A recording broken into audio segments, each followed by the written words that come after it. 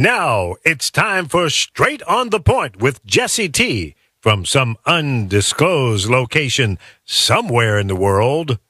Now, ladies and gentlemen, here's Jessie T. Well, we're back together again. Yes, with the ceremonies going on outside. It's time for the Jessie T Show. Good to have you back with me. The Brown Beauty is on duty. And man, oh man, oh man, oh man, oh man. The rain falls mainly on the plain in Spain. By God, I think she's got it. I think she's got it. The rain in Spain falls mainly on the plain. Yes, by George, she's got it. Yes, she's got it. Oh, I'm sorry. I was singing. I was someplace else for a second there. Shakespearean actor. I've been shaking those Shakespearean actors my whole life. Okay. Well, we have a special guest here with us today, and I'm about ready to break him in here, and this handsome fella to the right of me. But before I do that, I'm going to keep you in suspense because you guys got to start hooking up here at Facebook.com/Jessie Torero, at LinkedIn, Twitter, at thepowervoices.com. It's good to be back with you here at the Power Voices live in the studio and the station. We are out in the street, Dan the Man and I, an awful lot now. So we're kind of expanding that aspect of it, going to people's houses and eating their chicken from the refrigerators and just showing up unannounced like but I'm not going to give you $5,000 a week. No, this isn't Publishers Clearinghouse. This is you give me your chicken, and then we have an interview of how good the chicken is. But so we've been out and about, but it's good to be back with you. Lee Baby Michael's doing his thing there and getting us going now, and he's walking away now because he knows he just leaves it up to me, Jessie T. Everything runs smoothly and perfectly, right. And but when it does go wrong, I go, Lee, Lee, come here. Can you imagine me on Channel 4 yelling Lee? Oh my goodness, that would be kind of cool.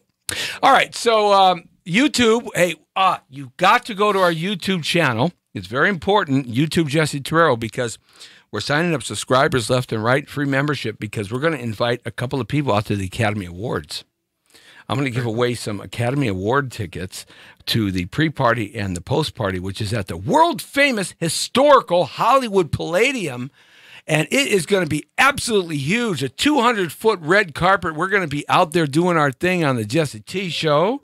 And also what's going to be taking place is all the stars that aren't getting a trophy are going to be there. And then all the stars after that got the trophies are coming over because it is the first big party, the Palladium, man, the first big party before Elton John and the Vanity Fair party after the Oscars. It's right around the corner from where the Oscars are at. Nice. Now, last year we were at the Hollywood Museum, but it's outgrowing. It's gotten so huge, and I'm going to give away. I'm going to bring two people with us, and I'm going to put you to work. And that's my cheap way. That's my cheap way of getting free help, man. That's right. That's it. I don't want to pay Lee Baby Michaels this year. Better than his price has gone up so much, man. Last year I got him for a couple burritos, and but now he's actually going to charge me some money. Inflation, right? Inflation. That's there right. That's right. Yeah, I'm trying to negotiate it down, man. Yeah, that's who I'm going to introduce here in a second. I'm just not going to tell you who he is. I'm going to introduce him in a second, though. But I did want you to go to our membership, subscribe for free at YouTube, Jessie Torero, because what we're going to do is we are going to pick somebody, and that's what we're going to do. I want to have some pretty Latina girl that has blue hair and a green eye and a red eye, and has metal coming out of her right elbow connected to her left shoulder. What a look! Wow, man. Now we're going to a couple of those. Yeah, really? We'll have to talk about that. I had one that was wanting to cut my hair once. That's a whole nother story. But So I just want you guys to go check that out. Okay.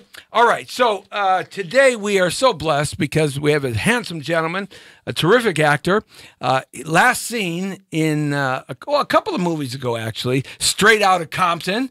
He was in that movie, and we're going to talk a little bit about his experience there and how that was to work on a movie that's made $166 million. Unbelievable. It's a great movie. It's a great movie. Great director. You know, look at it's not entirely true because I was there. You see, I was at 1580K Day between 83 and 91. I know all those guys. Okay. I know all. I paid Dre. OGs. I paid Dre $50 with a world class wrecking crew to come down to National City's roller rink in National City, San Diego. Yeah. To do his song for National City. I used to sell used cars there. Oh well, then you know right what I'm talking about. You know the roller skate rink, the roller rink. Yeah. Right there? Yeah. That's right. I paid the world-class wrecking crew to come down there. Really? He used to broadcast from XHRM across the border in Tijuana, the urban station. Yeah. Yeah. Okay. Yeah, right. Until they wouldn't let me come back to Mexico. What'd you do, man? That's a whole nother story. That's another story, man. What didn't you do, right? Oh, what? Let's put it to you this way. It's been 30 years since I've been back to Mexico, and I'm not going back. Well, no way, unless your name is Carlos Slim and you have the opportunity to pull some strings for me. But I've got to introduce this guy. We're talking. This is Arturo Jesus Jesse in English for use. Tocayo, yeah, namesake. That's right. That we, we're brothers. We're brothers, right? But you do have to pronounce your last name for me because I want to make sure I get the proper pronunciation. Encinas. Encinas. See, I was going to call him Encino, and then I was going to beg for a job because he probably inherited the Encino Rancho, which is in Encino by Calabasas, and that was the only ranch that Lancashire did not own when he bought all that land, Really? the whole San Fernando Valley, for 25 cents an acre. 25 cents an acre. In 1847. Oh, my goodness. After California became state of California, he bought the tax note on it. The whole 300,000 acres of the San Fernando Valley, Lancashire, Isaiah Lancashire, bought it, and he grew wheat farmer. Yeah, that was what it was. Right? Wheat and ranching, but wheat. He was the largest wheat provider in the United States of America for 80 years because they could grow wheat out here. It doesn't need a lot of water, Right. and they didn't have any water. They just had some artesian wells. But anyhow. The Encino Rancho was the only rancho that he wasn't able to gobble up because the family, after the Spaniards owned it, then the Mexicans owned it, and then when the Americans got it, what happened was the Mexican family paid the tax. Paid the California tax. That's how California, all these huge giant ranches, because the Mexican families couldn't pay the tax that inherited those ranchos from the Spaniards. They couldn't pay the tax. They were wealthy, but they didn't have the cash. Imagine if they did. Oh my goodness! History would have changed. No, it would have been completely. different. It would have been a different history.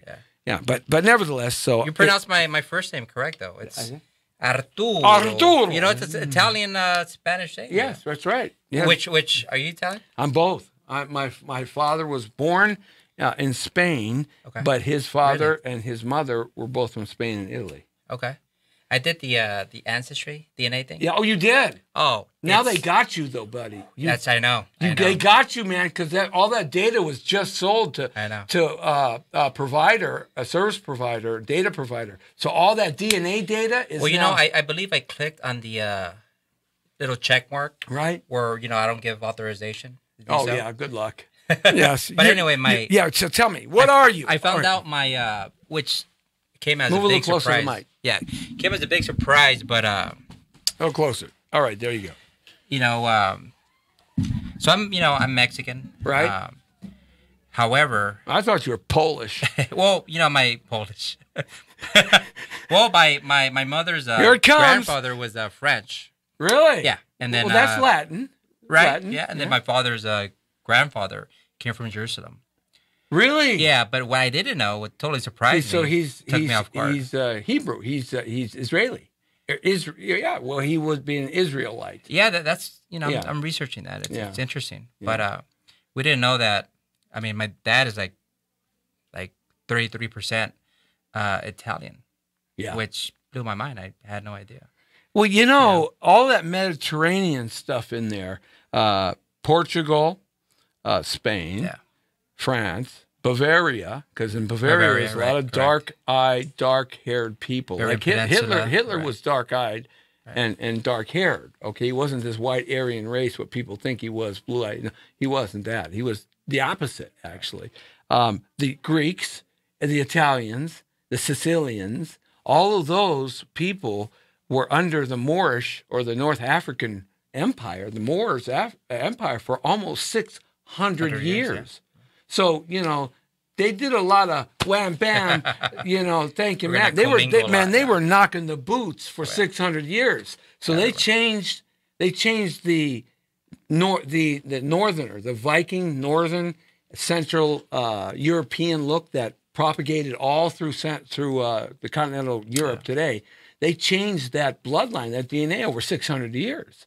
And so it became darker, more pigment in the skin, darker eyes, darker hair. My father is black as a, you know, a lot of people think that some of the blackest pigment skin comes from Africa. No, man, you've never been to India.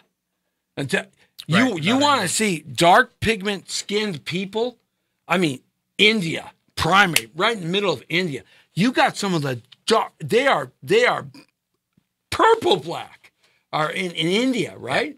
And the pigment of their skin. So, but because of that, my dad has really dark skin. He's a dark Spaniard, not a fair complected Spaniard, dark Spaniard, and so with the dark brown eyes and jet black, El Diablo, man, he was the devil, jet black hair, but and so the Italians always thought he was Sicilian.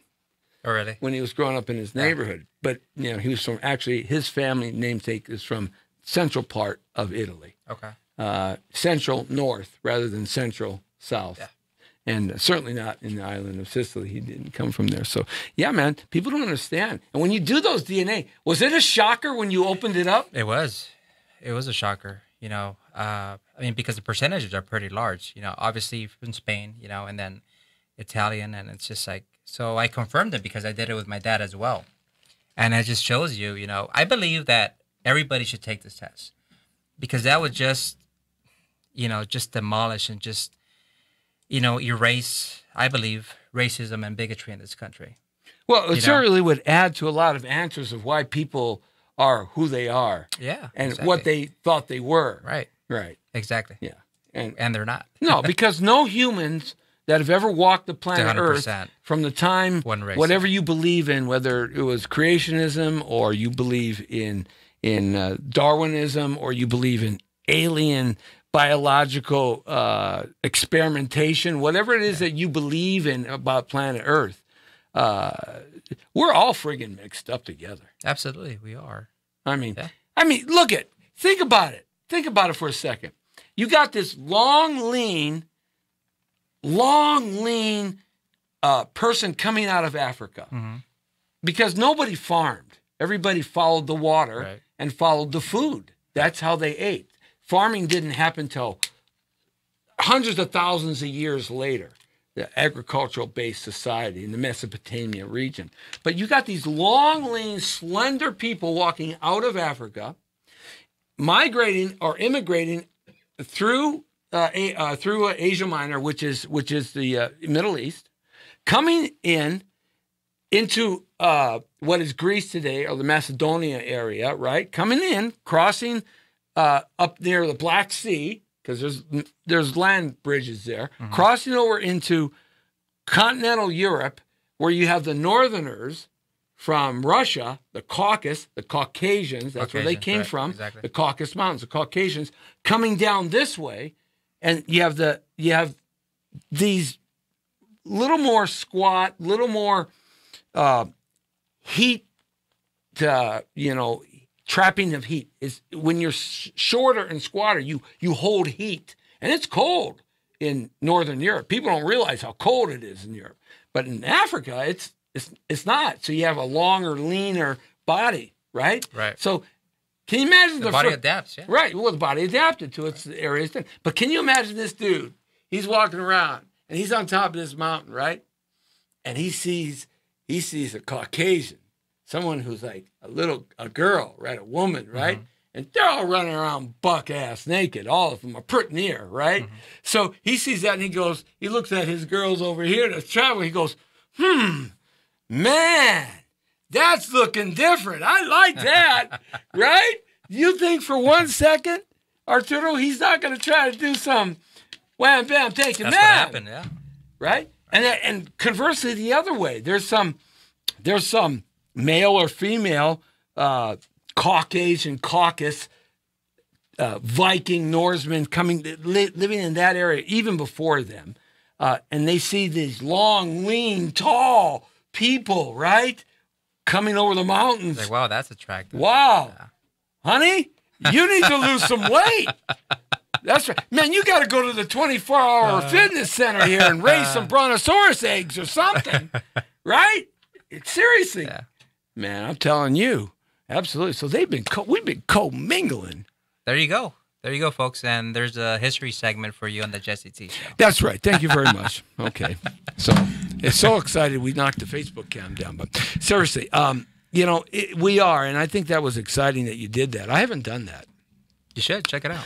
I haven't done it because I'm such a freak that this anti-government stuff. I just don't want anybody knowing. Well, you could opt out. Yeah, of that stuff. You could, but it's like this one world order stuff. This one economy, one Same world. thing what my dad said. Globalist, elitist. Yeah. The rich are getting richer. The global elitists don't need to worry about money. They got it all. They just want power and control over people's lives. And then you and I, the middle class, is becoming poor. And that's just not in America. It's all across the world. But it's really affected in America now more than ever before. Than ever. And so that separation just kind of, hey, man, I got my AR-15. I got bullets and Band-Aids. That's right. And talk about bullets and Band-Aids, man. Straight Out of Compton. That's right. Now, how did you get that? Just auditioning. It's a funny story because I actually, you were talking about Dr. Dre. Right. I was on my way to the hills, actually, and I was lost, right? Right. So, did you audition for him at his house, or did you? No. Aftermath? Did you go to Aftermath, or no, not with Dr. Dre. This was a regular audition. Right. Okay. But so I'm waiting, right, to make a turn, but I'm lost. So I'm like, where the heck am I? So I'm there like 2-3 minutes, right? And then somebody honks, right? Right. There's this white Range Rover behind me. I'm like, dude, like seriously, what are you doing? Right. Like, let me take my time here. It's like you could go around me or whatever, but it was like a cul-de-sac. Anyway, so I'm making a U-turn. I'm gonna dog this guy. Like, dude, seriously? Oh no! Oh, you're dogging him, man. Yeah. You're going, hey.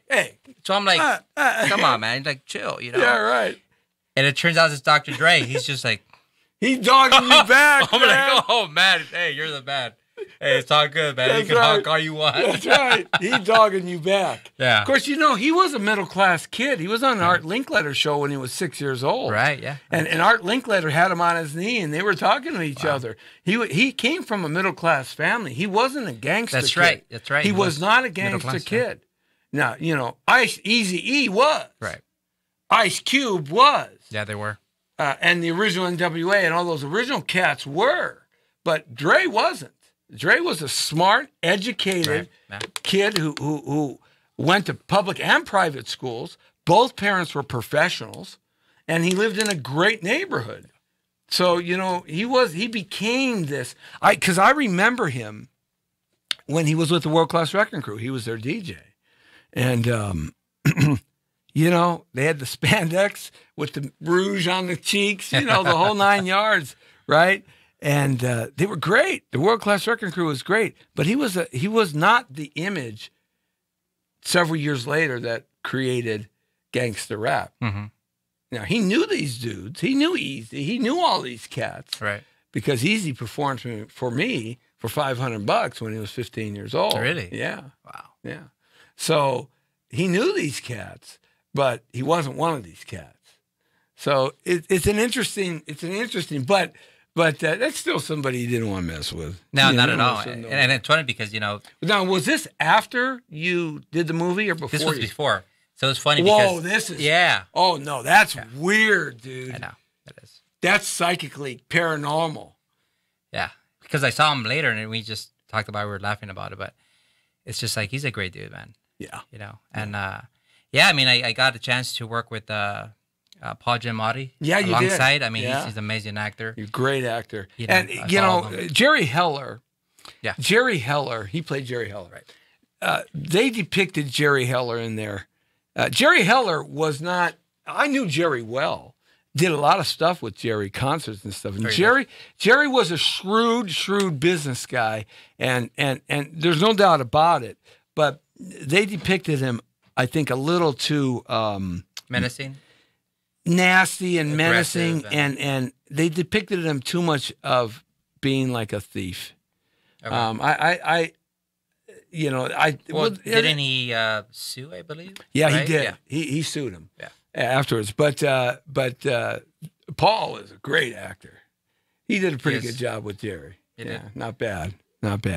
And so you got to do scenes with Paul, or who were you doing scenes with? Well, he was doing a scene, and then I was gonna come up, and he was just Right. right next to me. So I just took advantage and Right. just try to absorb everything that he's doing. That's like an acting class. Oh, exactly. A free Yeah, acting class. free acting No, they class. paid you to Right, go to they acting paid me to school. watch Right, them, yeah, right. exactly. That's what the Sopranos kid said about being on the Sopranos for Yeah. 7 years. The son of Tony Soprano, or Gandolfino's, not his real son, but his son. He said, "This was the best 7-year acting class I ever had." I would never be in my trailer. Get I'd paid just be for it. watching these people act. That's what you do. You got to take advantage of that. Yeah, because you get Those opportunities. really get. So now, were you invited to the premiere and the big party and all that stuff? No, it wasn't. I mean, it would have Yeah. been nice, but Yeah. yeah, it was a good premiere though. Yeah, it was a great premiere. I was there. I got to. Oh, you did? I didn't do the red carpet, but I ended up at the party, Okay. under the tent, and all that stuff that was going on there. They had a huge premiere. I liked the movie. It was a good movie. It was good. Hollywood Director's amazing. Hollywood He's a license. great director. Yeah. A little dramatic Hollywood license think so? there. Yeah, a little bit. The true story was a little bit different, at least from my point of view. Was but. Now, when you did that, did that do great for your career? I mean, has that been something? Yeah, that it you've been opened a lot able of doors. Got a chance to do other TV shows. Like co-starred with Jon Voight. Jon Incredible Voight, man. actor. Man, Great great actor. He used to go to the Hamburger Hamlet there on Ventura and Van Nuys Boulevard when they were open. That's where his favorite. Him and Bruce Dern would be there all the time. And Jon Voight, I just saw him at the bookstore on Ventura Boulevard. We were talking. Really? Yeah, John. Yeah, John's one of these right winger conservative Republican guys that I love so much because that's me. What can I he's tell a you? very humble guy too. But he's a nice guy. Yeah, I played a Mexican mafioso, right? No. So I was no. Right, go You figure, look like right? El Chapo. Go man. figure. Anybody ever say, "Hey man, that's El Chapo. He escaped again." Well, I have played a lot of capo, drug Yeah. kingpin, Right. characters on Yeah. movies and Yeah. shows. So Yeah. I embrace it. Oh. I grew up right next to the border. Come on, Calexico, man. Look at Danny California. Trejo. He comes out of jail, does a little boxing on one film, training one of the guys, and then Yeah, all of a sudden they started. he gets this niche, and he's worked for 30 years, steady. Yeah.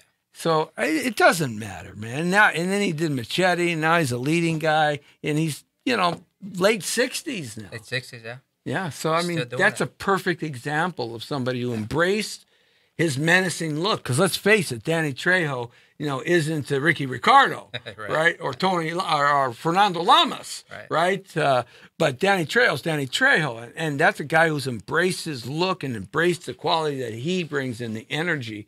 And he's a superstar. You can't go anywhere without. No, everybody knows Yep. Danny Trejo. He's a amazing actor. So embrace it, man. I do. Yeah, Cherish it too. yeah.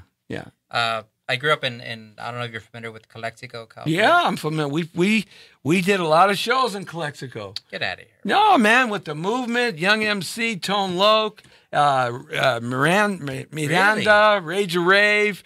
Oh yeah, man. Wow. I was in the record business for a long time. Okay. Yeah. So At K-Day. Calexico. Yeah, Calexico, Mexicali, Calexico, El Paso, Mexicali, yeah. Brownsville, Tijuana.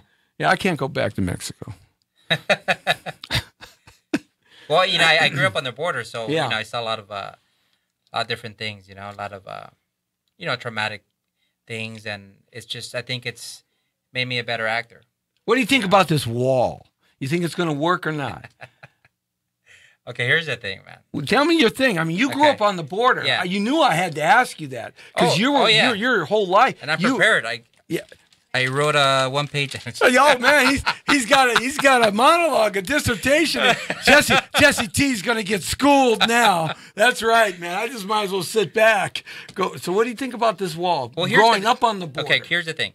In the modern times, we're not talking 80 years ago, which was a different border. Right. But now I have a lot of friends who are Border Patrol agents. Right. There's the whole propaganda of how most Border Patrol agents are for the wall. Mm-hmm. Okay, understood. It's their job. They see things at different angles that we don't see. However, have they asked people who actually live? I used to live like maybe 100 yards or 50 yards from the border, from the fence. I used to get stopped all the time, harassed and abused by Border Patrol agents. Once, I was 16 years old. I was in my apartment complex. These two guys, two Border Patrol agents, they stopped me again. And they knew me because they've always stopped me. Well, okay? Clarksville isn't that big of a town. No, it's not. When you're that close to the border, kind of everybody of official business knows everybody. They see the same faces. They do. Mom, dad, kids, they see the same faces. So, they just wanted to just bust harass your balls a little bit. They're busting my balls all the time. Yeah. But this one time, they just took it too far. Where, I was 16 years old, a teenager, Yeah. I'm like, tired of being harassed, and these guys stopped me. I'm like, you already stopped me like yesterday. What's your problem? I live here. It's like, no. Where are you from? Where are you going? You jumped the border. Like, very menacing questions. I was like, you know what? It's like, I know you're trying to intimidate me. It's not going to work. I'm used to this. This is my apartment complex. I live here. Leave me alone. Like, I've had it. That's it. I raised my voice, so that's when they got a little bit more ticked off. They got pissed. They got offended. Mm-hmm. Like this little punk, yelling at me for. Right. So they grabbed my arm. These guys are going to save the world. Exactly. These guys are on a mission. Right. Yeah. They grabbed my arm. They just slammed me against. My dad's truck was there. I remember a white truck, and so they were trying to hold me down. I'm like, get off me. So when I did this, they pretty much threw me on the ground. Sure. And they started like hitting me with their fists. Yeah. And one of them got their baton and started hitting me. Yeah. Like, what is that? You know what I mean? There's no need for that. Right. I remember. Now, were you born in America? I was born in Brawley, California. Yes. So you're an American citizen. I am American. You're citizen. American. Yeah. Like everybody else is born here. Right. And so these guys, they kick me and they're beating me, and I was yelling, "Apa, apa," it's like, because my dad was there. Right. And my dad, funny thing about this story is my dad is, he comes out in his tidy white. Oh, so he's actually, you're at home in your parking lot, basically. Yeah, I'm in my parking lot, right. And so he's coming out in his tidy whities, man, right? It's like, hey, what are you doing? That's my son. Yeah. Let him go. And I'm like, Dad, get these punks out of here. And so they're like startled, right? They're right. Like, what happened? Right. It's like, who's this guy? Right. That's my son. You a-hole. He lives here. Like, what's going on? And I'm like just out of breath, and I'm like bleeding, and I'm all messed up. Sure. And it's just like, and so now they realize they messed up. Right. So they're like, okay, we just wanted, but still they don't apologize. No. They're like, no, he's very suspicious, and no, please never apologize for anything. And I'm like, are you serious? And now looking back, it's like, Dad, how come you didn't do anything? It just shows you it's a culture, Well, actually, your dad was smart for not doing anything because they might have shot him. Well, no, I understand. Not like at that time, though. Later on, just even like a complaint, to their supervisor, something. Right. It's no need for that. Right. So your take on the wall is we should have a wall, we should have a better wall, we should have a barrier, we should have a better barrier, or we shouldn't, or we should redo the United States of America immigration laws and update them and make them ready available for today in 2019 rather than 19.2. Well, I could give you I guess a good perspective, Jesse. Living on the border, Right. and also being I used to be president of the of MAPA. Right? Yeah, sure. I know MAPA. Mm-hmm. And right in the border region, San Diego, Imperial County, Riverside County. Yeah. And, working with a lot of leaders. I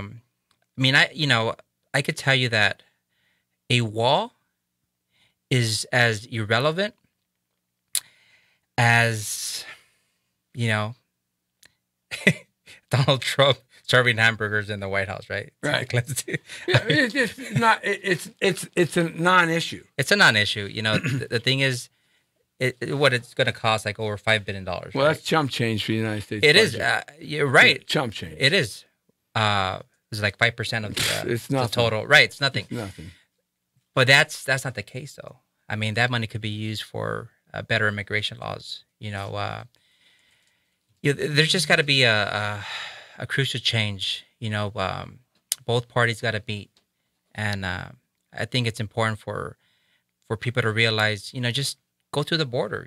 Talk to people. Right. Because all you're doing is talking to Border Patrol agents. Right. And the Border Patrol directors, and they're going to tell you their side of the story. Right. But go to the people. I mean, they make fun of making tunnels and going down there, but yeah, tunnels are one thing, but there's so many. I mean, I kid you not, these guys, a lot of Mexicans, a lot of Latinos, they're able to jump the wall like if there were, Olympic athletes. Right. Like you have no idea. Right. Like 50 feet up, you're going to raise it. It's not going to make a big difference. It's not. It is absolutely not going to make a big difference. There's so many ways you could make it better. I'll tell you my point of view. I think we need to build a wall from the Gulf of Mexico to San Ysidro and the Pacific Ocean, and everywhere we can put a wall. I think we need to make it 30 to 50 feet high and make it 10 feet deep. Whether it stops one person or it stops nobody, it doesn't make any difference to me. It's part of an encompassing plan with the drones and the satellites and the horsebacks and the 4x4s and the redoing of the United States of America's immigration laws and immigration regulations and immigration ideology and encompass the country of Mexico in creating an immigration system that allows people to come in here faster, quicker, but allows the good guys to come in here through good vetting and strong checking. Yeah, you got to vet people and through the lines. And deters the bad guys and helps the Mexican government deter some of the corruption of the drug cartels, though it's all CIA funded because the biggest illegal drug cartel in the world is the CIA. And that's a whole nother issue. But I think if we have an overall plan, the wall is just a scratch of what it is. It's more of a symbol. It's more of a symbol, like the eagle is a symbol, like the stars and stripes are a symbol. It's the symbol that every country has. Every country has symbols, and that's my take on it. I understand. Whether it will 20, stop 30 years from now, they're going to want to raise the wall again. Raise it again. Then. The thing is, I lived in the border for 20 years, right, next to the fence, and I could tell you that, most of the people were, families trying to get a better life, right, in this country. I would, take them in, serve them water, food. I would communicate with them, try to help them out, and that's why we have to have a better are immigration system that works more fluidly and allows families to come and allows a combination of a lot of rewriting of what our immigration laws are, both on the American side of the border and the Mexican side. It's got to be a better policy. Absolutely. There's got to be some agreement there to allow this exchange of people, because 50 years from now, it's not going to matter. You're going to have Canada, the United States, and Mexico all under one rule. 50 to 75 years from now, I'll be gone. You'll still be alive. We're going to see a one economy hemisphere that's going to encompass maybe even Central America. If they maybe Central America, but certainly Mexico, Canada, and the United States. It's inevitable. It will have to be in order to compete against some of the conglomerate nations that are coming together. India, Russia, and China are already exchanging products, goods, and services without the U.S. dollar. They're doing it in gold. And that's what we went into the Middle East for. They bought a lot of oil reserves. Well, the last 10, 15 years. Whatever they are doing, it's called the International Monetary and Currency Reserve, and they're bypassing that, which means they're bypassing the IMF, which means they're bypassing the centralized banking system, the fiat fractionalized economic system. They're bypassing all of that, and that's what we went into the Middle East for, not for the oil. We got more oil than we know what to do with. We went in there because we did not want Saddam Hussein and Muammar Gaddafi to exchange products, goods, services, and supplies with gold. We couldn't control that. Going into the Persian War, there were 9 nations in the planet that weren't part of the IMF. Now there's only 2, Iran and North Korea. And North Korea is already coming. Right. Because that unification is going to happen at some point. It's already happening. It's already happening. They're taking the mines out of the Demilitarized Zone right now. So it's already happening between North because their leader, he wants to go party in Singapore. He dug that when he was there. So, 50, 75, 80 years from now, it's not going to matter. Not going to matter. It's not. Not going to matter. Not going to matter. So, but I just want to get your take on it because you lived on the border. Yeah. Yeah, in that respect. That's cool, man. And does that, one of the things that's happening now, and I think one of the reasons why this has become a hot button topic is because so many people from Mexico came here both legally and illegally over the last 50 years.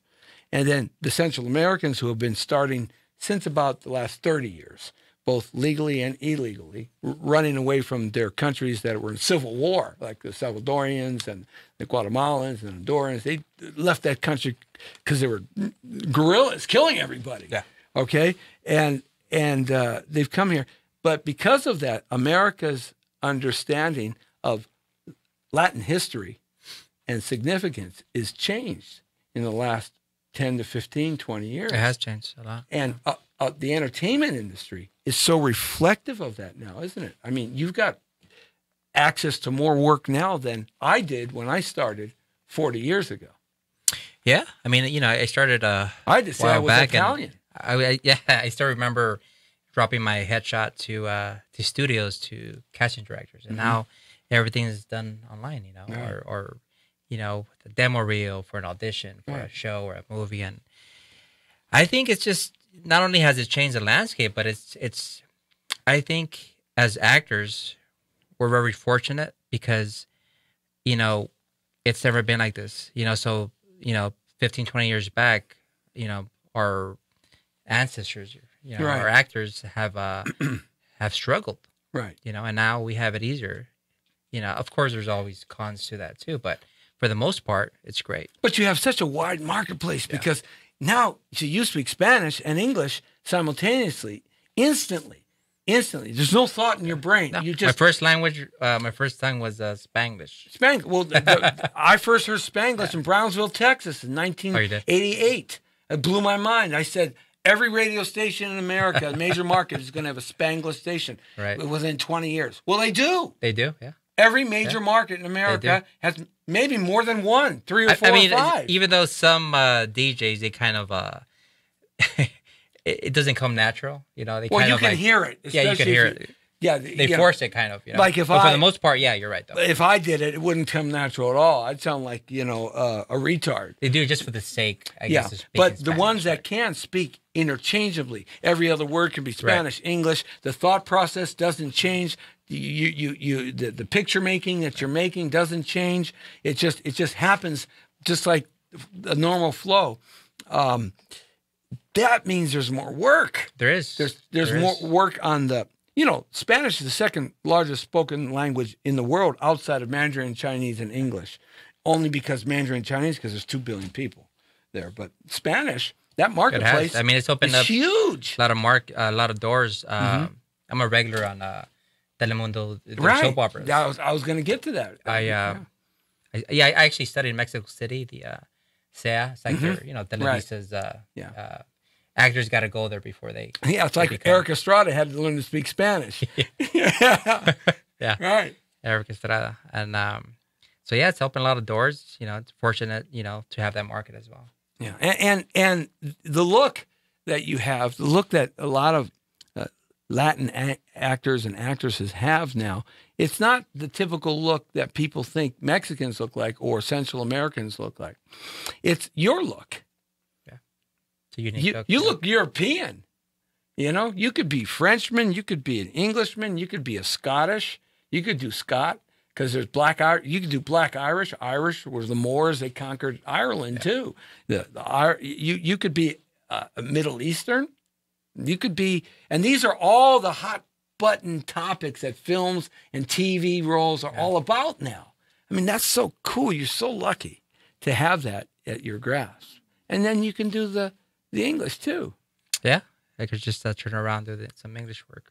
Yeah, that's kind of cool. Do you favor either? Does it really matter? You know, I favor, just. I mean, it doesn't really matter, you know. Yeah. I mean, I love soap operas. You know, that's a paycheck, man. You know, I was 6, 7 years old, and my grandmother, you know, she raised me pretty much, and just lying next to her watching the telenovelas, I was like intrigued, and I'm like, why are these novelas making my grandmother so happy? Yeah. You know, she laughs, she cries. I know. They're so into them, man. That's what I want to do. That's what I want to do. Yeah. And you saw the effect on somebody. I did, yeah. The effect on, you know, the power of this performance, you know, that have on these people, different people. And so that's when I said, you know what, I want to become an actor. So you got bit. I got bit, yeah. You got bit at a young age. I did, yeah. And then Poor guy. But you know, I also wanted to be a priest, so that's something. I'm glad you didn't become a priest. But then, I was like, yeah, I love women too much. You know, yes, thank beautiful God. creatures, and that's right. I'm like, you know, and acting, you know, that's my thing. I've always done it, so I'm like, yeah, this is what I have to do. Yeah, I've always said that. I was close to going to the seminary, though. Yeah, I was close to being gay, but I just like women too much. Yes, there's a joke there somewhere. Yes, it's a Jessie T joke. Very off color and I just, you know, I'm glad I took that route, though. Did I get myself in trouble again? Yeah, well, I'm not part of the 72 other genders that they say we have to be today. I can't figure it out. This gender stuff got me all mixed up. I'm just mixed up about all that stuff. Yeah, I think I'm going to become Islamic because I'm going to get 72 virgins when I die. What do you think, Lee? What do you think? Nobody's ever come back to tell us whether they got it. Well, you know, that's why they pray five times. I always thought about that. Not taking a chance. You know, that's why they pray 5 times a day with their asses up in the air. Because when they go to heaven and meet Allah, they get their ass kicked by 72 virgins. So they're just getting used to it. Oh, I got myself in trouble again. Not again. Yes, I know. But, well, you know, I got to be me. What can I tell you? I can only be me, Jessie T. Jessie T show here. We have Arturo Encinas. Close. Encinas? Encinas. Yeah. I'm going to screw your name up, Encino. It's all right. Okay? Yeah, we did. Okay. Twice. All right. That's right. Let me see. I got 4 more screw-ups to do, okay? I try to screw everybody's name up at least 6 times because then people remember it. What do you want to do next? What are you looking at doing? What do you got on your agenda? What are you reading for? You got something. You got something that something that's in post-production right now. Yeah, I got a couple of projects. You know, pretty much started the year. Can you talk about them? Great. I can a couple of films, you know, the whole NDA thing. But I'll tell you what, though. Right. I'll tell you what. Tell me what. Tell me what. Tell me what, brother. I'll tell you what, Jesse. Tell me what. Tocayo. Oi! Once it's you know, it's a go. Yeah. You'll be the first one to know, buddy. I thought I was going to Numero get uno. I thought I was going to get some secret Numero stuff, uno. but I'm going to be number 1. Lord, why can't he have breastises and a butt? Then I can really be number 1. No, but there's another film I could talk about. I wrote and I'm gonna direct this year. You like writing? I do. It's amazing. I've always been like a, you know, amateur poet. Right. But as far as the writing, I mean, there's too much material, man. Growing up in the border, there's this movie I wrote. It's called El Pecado del Padre. Okay, got it. The sin of the father, right? Uh-huh. Passed to the son. Yeah, and there's just actually there's a show you did. You were talking about your dad. Yes. And I'm like, man, that was me. That's like, he talked about him drinking gin. Yeah. At 10 years old. Yes. Right. Yes. You recall that? Yes. Had no teeth. And the only way he could get rid of the pain because he started drinking gin from a flask in Chicago at 10 years old. This is 1942. Right, and it was accepted. Yeah. It was like whatever. Right? Oh yeah. I mean, if you're poor and you're growing up in the streets, because he left home when he was 10, 11 years old, man. And he's got the scars on his body as to why he left home. To this day, there was no medical insurance. Right. There was no doctoring. There was not, you can't forget it. Go away. Right. So kids would just get their teeth pulled and drink. Forget the anesthesia, right? Yeah, that was the anesthesia. Right. And before and after. Yeah, so that's cool, man. So there's this one scene, right? It's based on, true events as well. But I was about 9 or 10, and we're in Mexicali. Yeah. Oh, yeah. I don't know if you recall, there's a lot of cantinas, right? Oh, yeah. So there's a cantina, and then right behind it, there's an alley.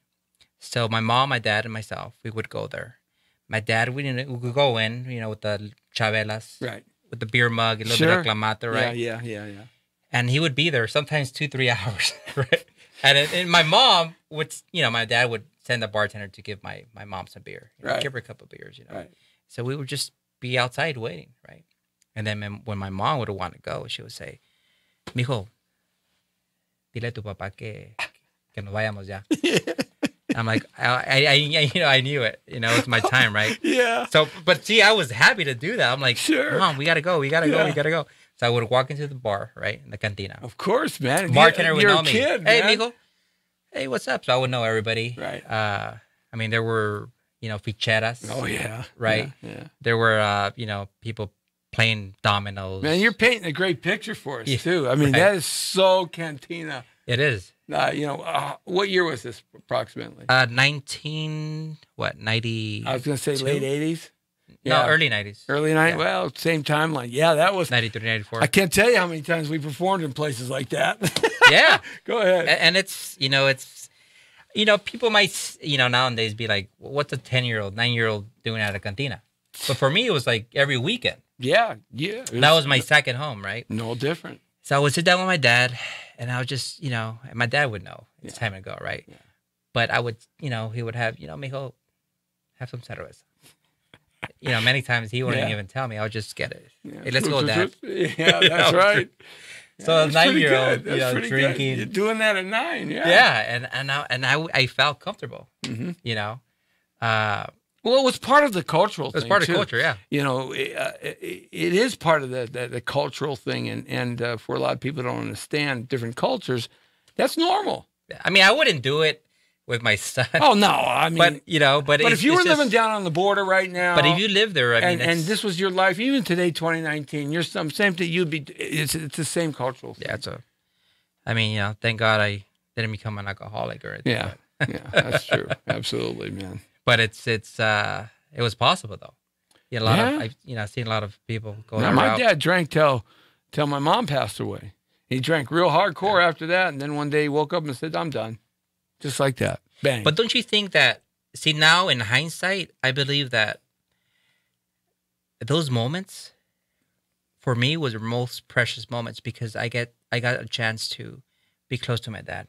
Oh, yeah. In that instant, maybe not at home, maybe not anywhere else, but at that moment, my father and me were just like this. See, that's a great story, man. Yeah. And if you're writing that kind of stuff, yeah. That's cool stuff because it's the truth. It's the true story. Every child, every boy, every girl, every little one wants to be close to their dad and their mom. Unfortunately, so many of them aren't. The great number of them are in our country today, but so many aren't. Right. And it's just a part of that desire, and that you grab for anything, any little thing. Any little thing, yeah. Just, yeah. Right. And sometimes that little thing is just enough. And sometimes it's not. Yeah, I mean, I could have stayed home with my grandparents, right. And played. But I wanted to go because I knew I was going to get a chance to go to the bar and drink with my father. And hang out. Yeah. Yeah, absolutely right, man. So that's the kind of stuff you're writing about. Bring that kind of, those stories from that time of your life. Just keeping it real, man. Just even as it's vulgar and obscene, but that's just the way it is, you know. I mean, at least that was my life. Yeah, you know, so. and with the technology today, with the cameras that you can use and the movement of the camera today, Right. and this reality aspect that reality TV brought and changed how filmmaking, this real gritty kind of feel, Very gritty. It's totally what is going on today in the real world. And then you got the big studio pictures with the big giant, 400-foot green screens behind you, which is not reality at all. So, but the independent movie producer is great. So producing and writing, directing too. Yeah. Oh man, you got to put me in one of your films. At least running away from some guys that want to beat me up or something. I mean, just make sure I don't have to come out with my tighty whities on. All right. Yeah, I'll try not to, man. Yeah, that's right. You'll be a bartender, though, and tighty whities, maybe. Oh, now look I'll be a bartender in tighty whities if I'm a bartender in a girls' club. That's for sure. Chippendales 2019 style. That's right. Of course, when you get to be my age, ain't nothing happening in the tighty whities anymore. Magic J. Oh, yeah. Well, with my luck, I would probably get myself in way too much trouble, and Mama T would not let me back in the house. And I'd be at the bar. But my son's 23 and daughter's 28, so I'd be by myself. No, I'm going to call 20. you. Nice. I'm going to blame you. Blame me. I'll take it. Why not? Absolutely. So how's the career going? Is it moving along like you thought it would? Yeah, it's I think 2019 is it's just been at the start of the year. It's just so many projects coming up. So many meetings with directors, casting directors, different agencies, and it's just like it's blowing up, man. And I'm glad because, it's it could be a roller coaster. Right. It could be a roller coaster. I was looking at your IMDb site, and it's growing and growing and growing. It's not a matter of how much you've done on your IMDb site. It's a matter of what you've done. Right. And the type of production quality, and the quality of what you've done. There's a lot of super A-lister stars that only have 30, 40, 60 credits. I mean, even you look at Hugh Jackman's IMDb site. He doesn't have 300 credits. He's got 45. But it's what you do. Quality work. The quality of work and what you do. And then there's guys that have 200 or 300 or 400 credits, like Tom Sizemore, who unfortunately is in trouble again. But 200, 300, 400 credits, these guys. So that's not a matter of quantity. It's a matter of the quality of what you do. And if you pick good projects and you have control of them, so that's cool. You can. Yeah, now we could create our own content. Which is great. You don't need to have $10 million to make a film. Right. You don't. I mean, you look at some of these on different people's IMDb sites, and they put the amount of money that production costs. Some of them are $10,000, and they make $500,000. Yeah. Some of them are $2,000, and they make nothing. Some of them are $20 million, and they make $4 million. $4 million, right? So you just it's cool to be able to control that and have that aspect. Yeah, a couple of years ago, we did a feature for less than 10,000. Yeah, like $8,000. A feature. It's a feature. Yeah. Yeah. It's full cast. Yeah. Light crew, gaffers, grippers, the whole 9 yards. The whole 9 yards. Yeah. Yeah. Exactly. Yeah, man. You see, that's cool stuff, and that's what the technology is afforded. And I think that's why we're having this explosion of a lot of great talent out there now. And it's just it really has the ability. The biggest thing I think is perseverance. It is. That's a hard perseverance. Thing. Yeah. Sticking to it. When life dishes out life. Well, I've always said this, Jesse. For me, there's never been a plan B. Well, there you go. There you go. It's that simple. That simple, yeah. I mean, family, friends, especially family are always going to be against it or not supportive. Right. But if you know what you're worth, you know your value, and you know you're destined to be this. And to do this, it doesn't matter if it happens now; it's going to happen eventually. And I've been at this for a few years, and what's that expression? It's like he or she was an overnight success. It only took about 20 years. Yeah. Right. Oh yeah. Yeah. Yeah. I always had this fantasy about sitting in Johnny Carson's chair to the right. Right when Johnny was there, that he asked me, "So There's an overnight sensation, Jessie T. And I look, I mean, I'm overnight going on 40 years, right? Right. And There you go. and I even top it better than that. My first agent was blind. Testament to my talent. That's a true story. Really? My first agent was blind. I couldn't get an agent in this town for the life of me as an adult. As a kid, I had one, but when I made that transition, I stepped away for, good 10 years at that point, and I couldn't make the transition. And my first agent was blind. I didn't know. Here's a bad thing. I didn't know he was blind till a year later. Wow, really? Yeah. And I used to go into his He was office. an actor then. That's a He great always agent wore to have, he yeah. always wore the Stevie Wonder and Ray Charles glasses, man. And I had no idea. And that's a whole nother story. I've told it many times. But yeah, that's how talented I am. Wow. My agent is blind. It's a good story, man. Yeah, it's a great story. It's like the first radio station I worked at. They wouldn't let me turn on the mic. Wonder why, Lee? You talk too much. Yeah, well, I guess he's telling me I'm talking too much today. You should have been in talk radio. What's Music radio. Oh, that's right. I tried to get into talk radio earlier, but I had to be in this town. You had to be a absolute liberal because they ruled. No, you can be whatever you want to be in that respect. So what else? What else do you got coming up here? What can we see you in? Where can they find you? Where can folks kind of say, "Hey, I'm going to follow this guy's career"? Or give me some spots. Yeah. They can follow me on Instagram, Arturo Encinas Official. Arturo Encinas. Arturo with that. Arturo. Like Torero. Arturo. Arturo. That's right. Arturo Encinas Official. Find me on IMDb, of course. As far as the projects, still doing the soap operas, Telemundo, and have a couple films. What's your character? It's actually refreshing because a lot of TV shows and movies, I play the bad guy, the menacing guy, the cop. Ah, you, man. Yeah. But it's but I'm happy because these soap operas I play different characters. Good. And I play doctors as well. Yeah, you got that. Like medical doctors. All right. Well, I'm not. I mean, lo and behold, I've also played witch doctors, right? But Look it. I already did this 2 months ago. Okay. All right, Doc? Not again. I don't have to do it again, do I? Oh, man.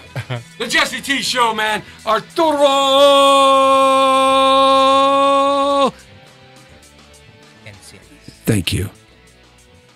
Check it out. Podcasting now, YouTube. Jesse Torero. The Brown Beauty's off duty. See ya! Thank you, guys. You sure you play a doctor? How about a doctor of love, man? Can you hook me up with anything?